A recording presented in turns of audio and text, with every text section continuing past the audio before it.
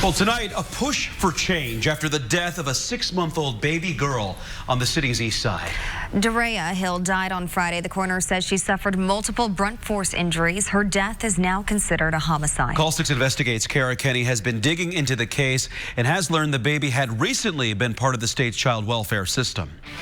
A makeshift memorial is already underway for baby Daria here at this house on Renton Street. She was only 6 months old when she died.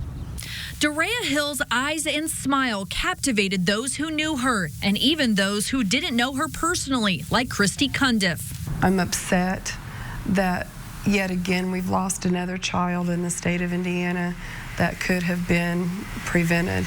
She's the head of the Indiana Foster and Adoptive Parents Resource and Advocacy Group and says Daria Hill was a part of the state's child welfare system. The baby at one point was removed from her parents' home and lived with a foster family. Cundiff wrote emails back in September to the Department of Child Services, state lawmakers, and the governor's office, expressing concern about Daria going back to live with her parents in what she called an unsafe living environment. Cundiff says no one responded to her email, and 3 months later, Daria was dead due to multiple blunt force injuries. We had people crying out for help to help this child and not to put them back into that environment, and nobody listened. A recent state report showed about 20% of children who died from abuse or neglect had a prior substantiated history with the Department of Child Services. I think that number's a lot higher. And, you know, I mean, we have children who are dying at alarming rates. Daisha Puckett lives next door to the Renton Street home where Daria Hill died and says the baby's mother brought her other children over the night the baby died. She just came beating at my door, and she told me she was screaming frantically that her baby's not breathing. She's turning colors, and she asked me to use my phone. Daisha says the baby's mother blamed someone else, but we're not naming who because no one has been charged. And she just kept frantically yelling, "What did you do to my baby?" We tried to talk to Daria's parents, but no one answered. Christy Cundiff says the state needs to do a better job at protecting children. Is this case going to haunt you?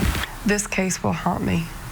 This case will haunt me because I feel like that the writing was on the wall. No arrests have been made in the death of baby Daria, but those close to her are hoping one comes soon. Reporting in Indianapolis, Kara Kenny, RTV6. And in Indiana, the courts also play a vital role in placing children back in the home. However, Call 6 Investigates cannot get those records because a new law prevents the state from releasing records about a child death until the criminal case is resolved. Call 6 Investigates reached out to the Department of Child Services, who provided the following statement, quote, "Unfortunately, Indiana confidentiality laws prohibit us from commenting on DCS involvement or lack thereof with a family," end quote.